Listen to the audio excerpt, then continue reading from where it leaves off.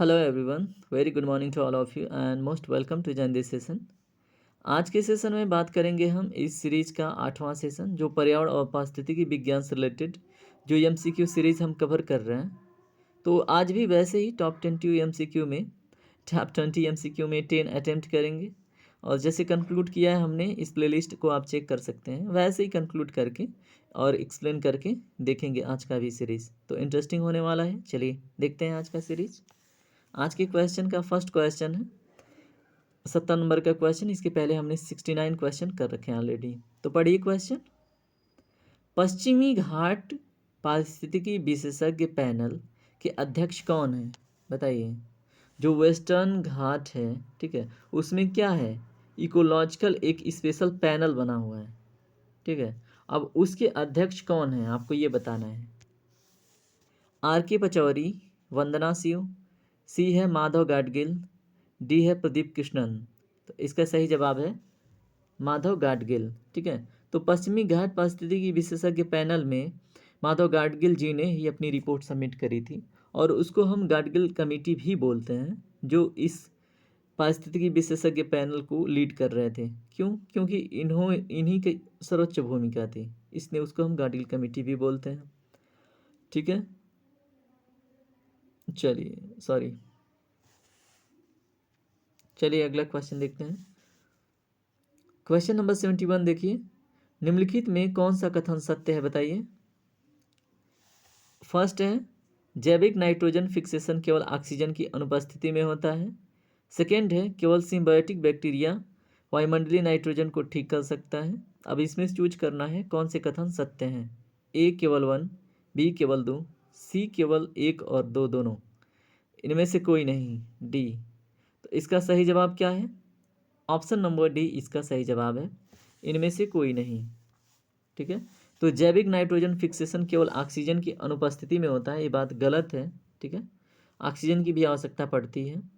केवल symbiotic bacteria वायुमंडलीय nitrogen को ठीक कर सकता है, ये भी गलत है, ठीक है। चलिए अगला क्वेश्चन देखिए। क्वेश्चन नंबर 72 आपके सामने है। आर्गन पृथ्वी पर पाई जाने वाली तीसरी सबसे बड़ी गैस है। यह किस समस्थानिक के विघटन से बनता है? आपके सामने 4 ऑप्शन है, बताइए। A K40, B calcium 40, C calcium 48, D पोटास 41। क्योंकि पोटेशियम को के से डिनोट करते हैं, ठीक है। तो ये पूछ रहा आर्गन पृथ्वी पर पाए जाने वाली तीसरी सबसे बड़ी गैस है, यह किस समस्थानिक के विघटन से बनता है? एक्चुअली इसका सही जवाब है K40, यानी कि ऑप्शन नंबर ए, ठीक है। तो आर्गन, नाइट्रोजन और ऑक्सीजन के बाद ये क्या है, तीसरी सबसे ज़्यादा पाई जाने वाली गैस है। किसके किसके बाद? Nitrogen, oxygen, what I am doing here, oxygen, उसके बाद क्या है, argon. Argon, krypton, xenon, neon, ये क्या है, अक्रिय गैस तत्व हैं। तो ये किसके विघटन से प्राप्त हो रही है, किसके समस्थानिक के विघटन से? K40 के, ठीक है। अगर बात की जाए, ठीक है, कि इसकी प्रतिशतता कितनी है, तो 0.93%, ठीक है। नाइट्रोजन का तो आपको पता है 76% नियर अबाउट, है ना। ऑक्सीजन का पता ही है 21 पॉइंट समथिंग, और कार्बन डाइऑक्साइड का 0 पॉइंट क्या है 3, 0.3, ठीक है। एक बारी कार्बन डाइऑक्साइड की प्रतिशतता चेक कीजिएगा, 0.3 या 0.03, हम नॉट डैम श्योर, लेकिन एक बात कमेंट करके बताइएगा क्या है। लेकिन आर्गन का क्या है, 0.93% है, ठीक है। चलिए अगला क्वेश्चन देखिए। Question number 73। कार्बन लेवी क्या है, ये हम कर चुके हैं, ठीक है। तो एक तरह से रिवीजन का पार्ट हो सकता है ये। जेट की ओर लगने वाला कर पेट्रोल पर लगने वाला कर, कार्बन ईंधन पर लगने वाला, ये जेट नहीं है, ये एक्चुअली जूट यहाँ पे लिखने की कोशिश की गई है। कार्बन ईंधन पर लगने वाला कर, डी है, इनमें से कोई नहीं। तो इसका सही जवाब क्या है, कार्बन ईंधन पर जो लगने वाला कर है उसको हम बोलते हैं कार्बन लेवी, ठीक है, कार्बन लेवी, ठीक है। चलिए हम यहाँ पे कार्बन क्रेडिट कार्ड समझ लेते हैं, सॉरी, कार्बन क्रेडिट क्या होता है, कार्बन लेवी आया तो, ठीक है।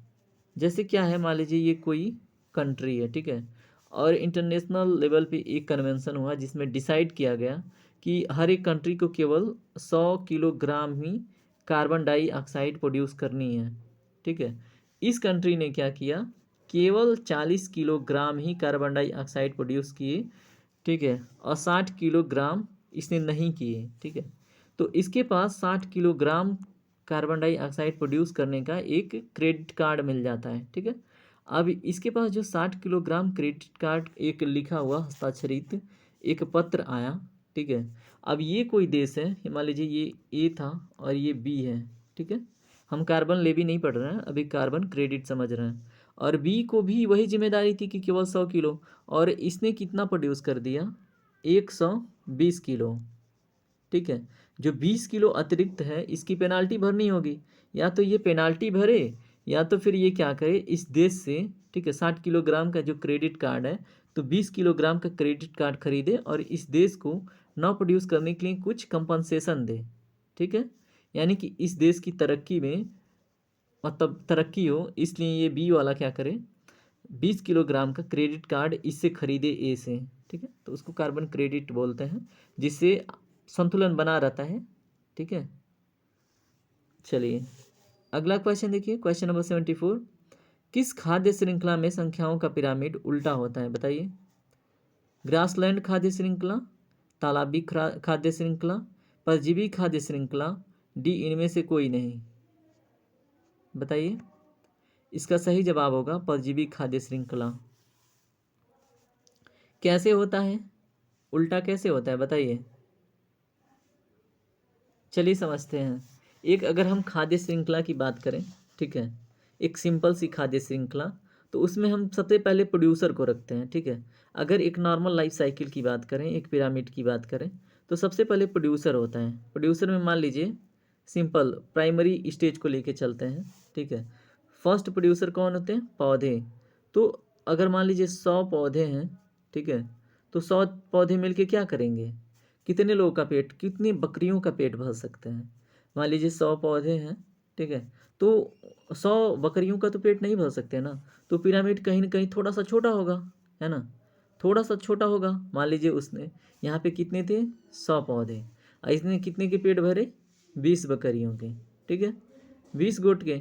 अब 20 बकरियां हैं, है ना, अब 20 बकरियां हैं, अब इनको इनके ऊपर अगर कोई निर्भर करता है, एक समुदाय, ठीक है, मान लीजिए बाघ है या फिर कोई भी ऐसे मांसाहारी जीव है, ठीक है, वो क्या करता है, निर्भर करता है। तो अब 20 बकरियों को 20 जानवर तो खा के नहीं जिंदा रह सकते हैं ना, तो वो और भी संख्या कम होती है ना।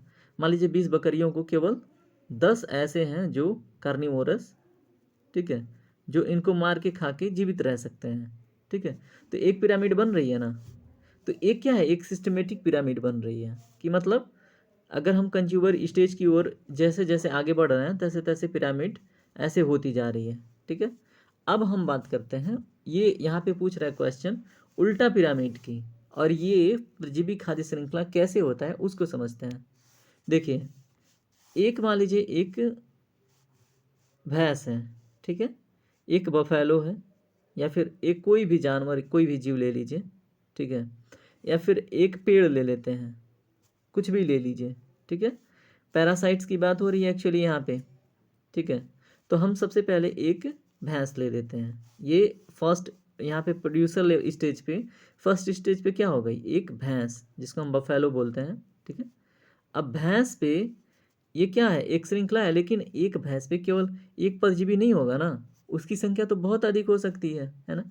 परजीवी का मतलब जैसे मान लीजिए उस पर जू हैं या फिर कोई और जीव है ना, जो इसके ऊपर क्या कर रहा है, उसके खून चूस रहे हैं, जिससे लाइस होती हैं, है ना। तो एक भैंस के ऊपर ऐसा हो सकता है ना कि बहुत सारे, यानी कि लगभग नहीं कुछ तो 20 ऐसे जीव हैं जो इसका खून चूस के जी सकते हैं, डेली चूसें तो, है ना। अब ऐसे यहाँ पे अब ये इन 20 को खाने वाली मतलब जो भी जीव होगी उनका थोड़ा सा पिरामिड डाउन होगा, है ना। अब ऐसे ही ये यहाँ पे क्या हो रहा है, उल्टा पिरामिड बन रहा है ना, ऊपर से कहीं ना कहीं ये नीचे की तरफ झुकाव हो रहा है इसका। तो इस प्रकार से हम इसे समझ सकते हैं क्या, परजीवी खाद्य श्रृंखला उल्टा बनती है। ठीक है, चलिए अगला क्वेश्चन देखिए, क्वेश्चन नंबर 75 पढ़िए। राष्ट्रीय हरित कोर का क्या उद्देश्य है? ए है युवाओं का पर्यावरण और पारिस्थितिकी के बारे में बताना, बी है पर्यावरणीय कानून बनाना, सी है पर्यावरण संरक्षण, डी है ऑल ऑफ दी अबव। तो इसका सही जवाब क्या होगा? राष्ट्रीय हरित कोर का उद्देश्य, इसका सही जवाब है ऑप्शन नंबर ए। क्या है? युवाओं को पर्यावरण और पारिस्थितिकी के बारे में बताना। ठीक है, किसका उद्देश्य है? राष्ट्रीय हरित कोर का उद्देश्य है। ठीक है, इसमें ऑल ऑफ दी एबव भी हो सकता था, लेकिन इसका मुख्य उद्देश्य ये नहीं है। इसका मुख्य उद्देश्य ही है युवाओं को पर्यावरण और पारिस्थितिकी के बारे में बताना, क्योंकि पर्यावरणीय कानून बनाना ये सारी चीज़ें हो चुकी हैं, इससे रिलेटेड कार्य। ठीक है, चलिए अगला क्वेश्चन देखते हैं। यहाँ पे इस क्वेश्चन में कन्फ्यूजन किसी को भी हो सकता है। ठीक है, तो इस बात का ध्यान रखें। क्वेश्चन नंबर 76 देखिए, फास्ट फूड से निपटने के लिए किस देश में आंदोलन चला है? बताइए। A Italy, B Germany, C France, D Japan. तो इसका सही जवाब क्या है? इटली। ठीक है, तो फास्ट फूड से निपटने के लिए इटली में क्या चला? एक आंदोलन चला। ठीक है, फास्ट फूड का विरोध किया गया। क्यों? क्योंकि लोगों की हेल्थ खराब हो रहे थे, और ये बताया गया कि ये इसमें मैदे यूज़ होते हैं और फिर उल्टा पुल्टा चीज़ यूज होता है, पता ही है ना। तो कहीं ना कहीं वो सेहत के लिए बहुत डेंजर है, इसलिए इसको इटली में एक आंदोलन के रूप में लिया गया था। चलिए क्वेश्चन नंबर 77 देखिए, आपसे पूछ रहा है इनमें से कौन सी संधि या प्रोटोकॉल अंटार्कटिका में खनन पर रोक लगाता है?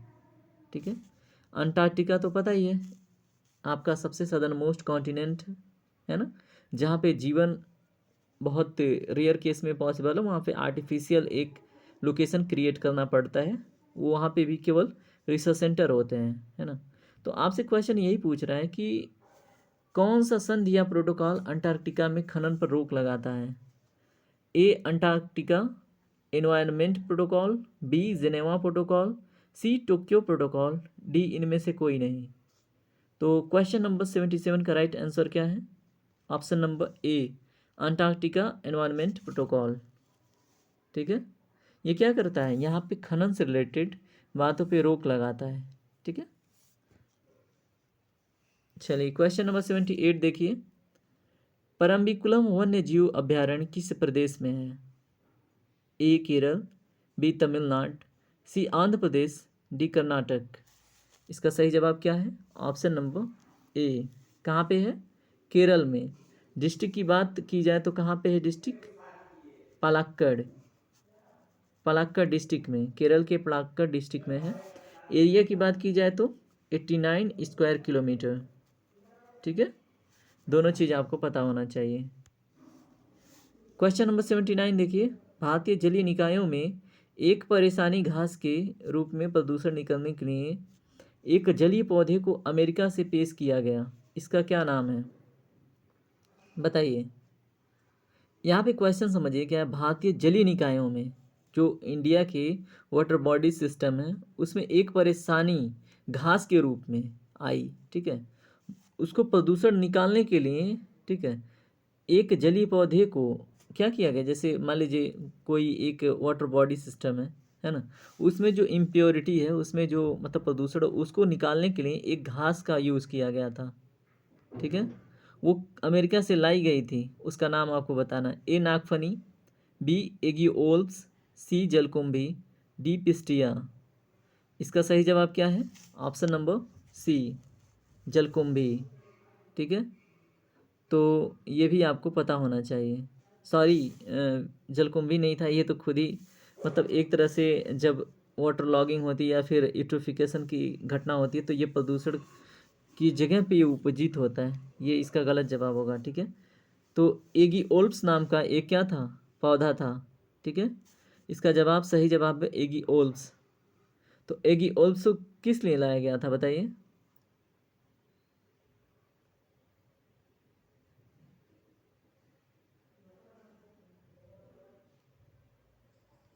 अमेरिका से इसको क्यों लाया गया था? जलीय निकायों में, ठीक है, क्या करने के लिए? प्रदूषण को हटाने के लिए। चलिए अगला क्वेश्चन देखते हैं। आज का सेशन यहीं पे कंप्लीट होता है। सेशन अगर पसंद आए तो लाइक कीजिए, कमेंट कीजिए, शेयर कीजिए, सब्सक्राइब कीजिए। ठीक है। इस क्वेश्चन में थोड़ा सा डाउट है। भारतीय जलीय निकाय में एक परेशानी घास के रूप में जो लाई गई थी, ठीक है, प्रदूषण निकालने के लिए, वो कौन सी थी? थोड़ा सा कन्फ्यूजन, क्योंकि मुझे एक ओल्प्स और जलकुंभी दोनों में थोड़ा सा डाउट है। आप खुद कमेंट करके इसे इंश्योर कीजिएगा। ठीक है। चलिए आज का सेशन समाप्त करते हैं। धन्यवाद यहाँ तक बने रहने के लिए, हमसे जुड़े रहने के लिए। Take care, bye bye.